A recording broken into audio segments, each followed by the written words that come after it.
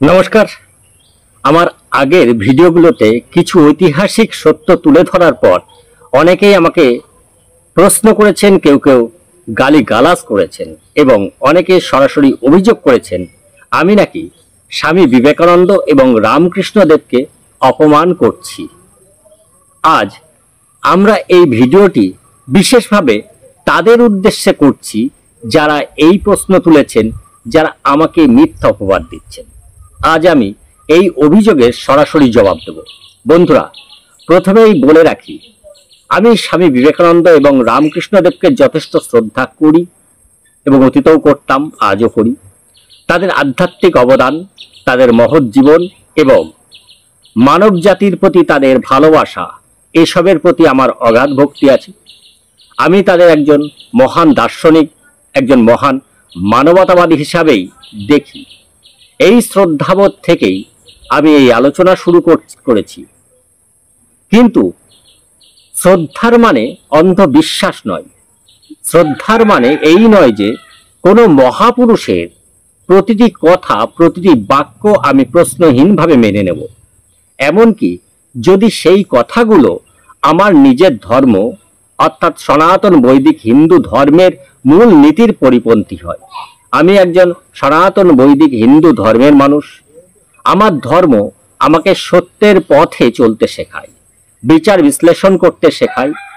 যখন আমি আমার ধর্মের একজন মহান ব্যক্তিত্বের কিছু বক্তব্য দেখি যা আমার বেদের সঙ্গে, উপনিষদের সঙ্গে, পুরাণের সঙ্গে অর্থাৎ আমার ঋষি পরম্পরার শিক্ষার সঙ্গে মেলে না, তখন একজন সত্যানুসন্ধানী হিসাবে আমার প্রশ্ন তোলাটা স্বাভাবিক। আমি মেনে নিতে পারি না যখন আমার ধর্মের বিরুদ্ধে, আমার সংস্কৃতির বিরুদ্ধে কিছু বিতর্কিত কথা তার মুখ থেকে আসে। আসলে আমি কি স্বামী বিবেকানন্দকে অপমান করছি, নাকি স্বামী বিবেকানন্দ নিজেই তার কিছু নির্দিষ্ট বক্তব্যের মাধ্যমে আমাদের বৈদিক পরম্পরা, আমাদের ঋষি পরম্পরাকে অপমান করেছেন? আজ এই প্রশ্নটা আমরা তুলব এবং এর উত্তর খুঁজব। আমি আজ কোনো ব্যক্তির বিরুদ্ধে ব্যক্তিগত আক্রমণ করব না। আমি কেবল কিছু তথ্যের মুখোমুখি দাঁড়াবো যা তার নিজের লেখা থেকেই পাওয়া যায়। বিতর্কের কেন্দ্রবিন্দু হলো স্বামী বিবেকানন্দের তিনটি বিতর্কিত উক্তি। আমি আমার আগের ভিডিওগুলোতে স্বামী বিবেকানন্দের যে উক্তিগুলো তুলে ধরেছিলাম সেগুলো তার সংকলিত রচনাবলী the complete works of Swami Vivekananda থেকে সরাসরি নেওয়া। এই উক্তিগুলো আক্ষরিক এবং এগুলো নিয়ে আমি কোনো ভুল তথ্য দিইনি। এর মধ্যে তিনটি উক্তি বিশেষভাবে বিতর্কের জন্ম দিয়েছে। প্রথম উক্তি গোমাংস ভক্ষণ প্রসঙ্গে। স্বামীজি বলেছিলেন, আপনারা অবাক হবেন যে এই গোমাংস খেত না, তাকে ভালো হিন্দু মনে করা হতো না। এটি স্বামী বিবেকানন্দ সংকলিত রচনাবলী খণ্ড 3, কলম্বো থেকে আলমোড়া পর্যন্ত বক্তৃতা, ভারতের ভবিষ্যৎ প্রবন্ধ থেকে নেওয়া। বন্ধুরা, এই কথাটার মানে কি? এর দ্বারা কি তিনি বলতে চাইলেন না যে গোমাংস খাওয়া হিন্দু ধর্মের একটা অংশ ছিল? এর দ্বারা কি তিনি আমাদের হাজার হাজার বছরের গোরক্ষা এবং অহিংসার সংস্কৃতিকে প্রশ্নবিদ্ধ করলেন না? আমার ধর্ম, আমার বেদ, আমার উপনিষদ, আমার পুরাণ, এসব তো বলে গোমাংস ভক্ষণ ঘোর পাপ। ব্রাহ্মণেরা কখনোই গোমাংস খেতেন না, বরং গোহত্যা নিষিদ্ধ ছিল। তাহলে ভালো হিন্দুকে খাদ্য দিয়ে সংজ্ঞায়িত করা কি আমাদের ব্রাহ্মণ মনস্তত্ত্বে আঘাত নয়? ওনার দ্বিতীয় উক্তি গোহত্যা বিরোধী মনোভাবকে ভণ্ডামি বলে বলা প্রসঙ্গে। তিনি বলেছিলেন, যদি তুমি হিন্দু হয়েও গোমাংস বা গরুর চামড়া স্পর্শ না করো তবে তুমি সনাতনপন্থী নও, তুমি ভণ্ড। এটি স্বামী বিবেকানন্দের সংকলিত রচনাবলী খণ্ড 5, কথাবার্তা ও সংলাপ থেকে এই উক্তিটা আমাকে সবচেয়ে বেশি আহত করে। আমাদের সনাতন ধর্মে গরুকে গো মাতা হিসাবে পূজা করা হয়। গো রক্ষা আমাদের সংস্কৃতির মূল ভিত্তি।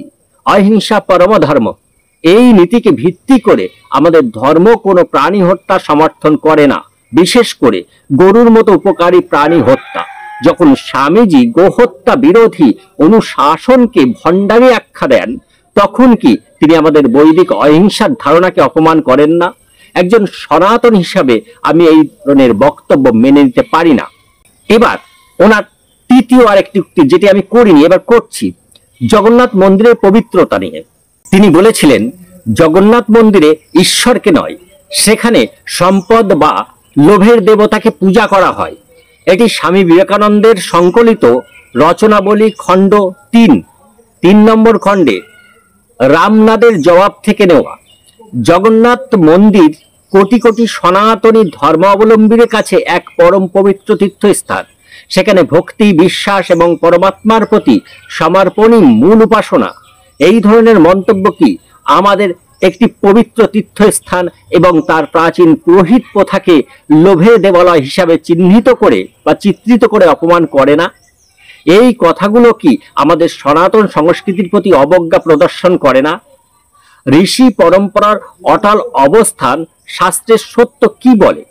যারা আমাকে গালি দিচ্ছেন তাদের কাছে আমার প্রশ্ন, এই উক্তিগুলোর বিপরীতে আমাদের বৈদিক ঋষি পরম্পরা এবং সনাতন শাস্ত্রের মূল বাণীগুলো কি বলে?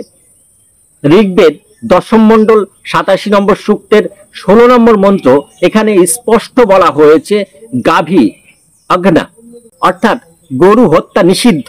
অগ্না মানে যাকে কোনোভাবেই আঘাত বা হত্যা করা যায় না।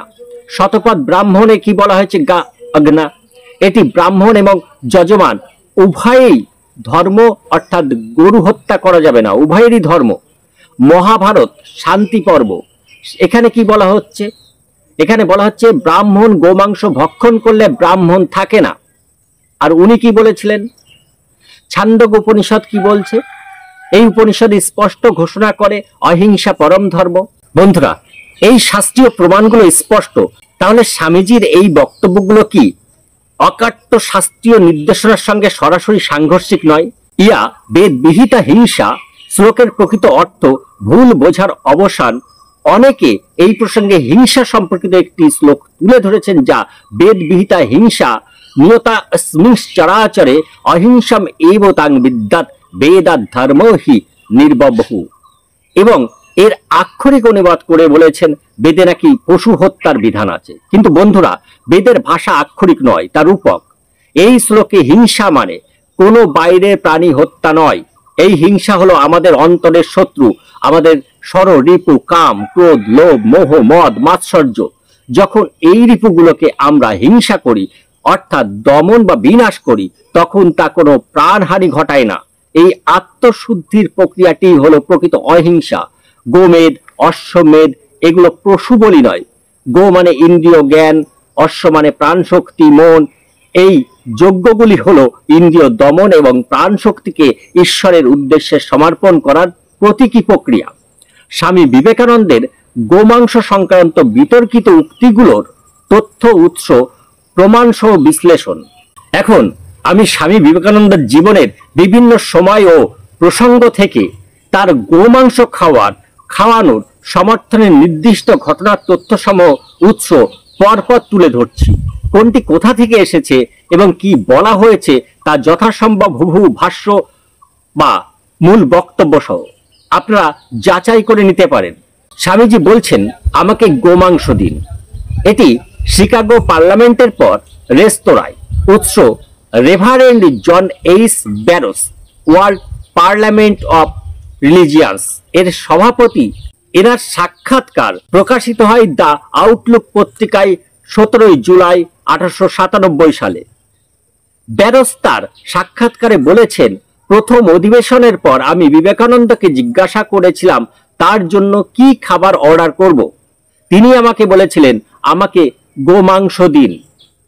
এই উক্তিটি একজন প্রত্যক্ষদর্শী, যিনি বিশ্ব ধর্ম পার্লামেন্টের মতো একটি গুরুত্বপূর্ণ সভার সভাপতি ছিলেন, তার রেকর্ডে স্পষ্ট লিপিবদ্ধ আছে। এটি স্বামীজির আমেরিকান অভিজ্ঞতার প্রথম দিকের একটি ঘটনা, যেখানে তিনি নিজেই স্পষ্ট ভাষায় গোমাংস চেয়েছেন বলে উল্লেখ আছে। এবার বিফস্টেক এনে খাওয়ানোর ঘটনা। লন্ডনে রিচমন্ড নোবেলের সঙ্গে Swami Vivekananda in the West New Discoveries এর 5ম খণ্ডে sister Gargi Marie Louise Burke দ্বারা রচিত। সিস্টার গার্গী তার এই গবেষণা ভিত্তিক গ্রন্থে লন্ডন থাকাকালীন স্বামী বিবেকানন্দের একটি ঘটনার উল্লেখ করেছেন। স্বামীজি তখন তার ছাত্র রিচমন্ড নোবেলের সঙ্গে থাকতেন। নিচের তলায় সিস্টার নিবেদিতা ছিলেন, যিনি বাড়িতে গোমাংস আনতে দিতেন না। স্বামীজি মজা করে নোবেলকে একটি বিফস্টেক রেস্তোরাঁ থেকে আনিয়ে বলেন, খাও খোকা, নিবেদিতা তোমার কাছ থেকে যা কেড়ে নিয়েছে তা আমি তোমাকে ফিরিয়ে দিচ্ছি।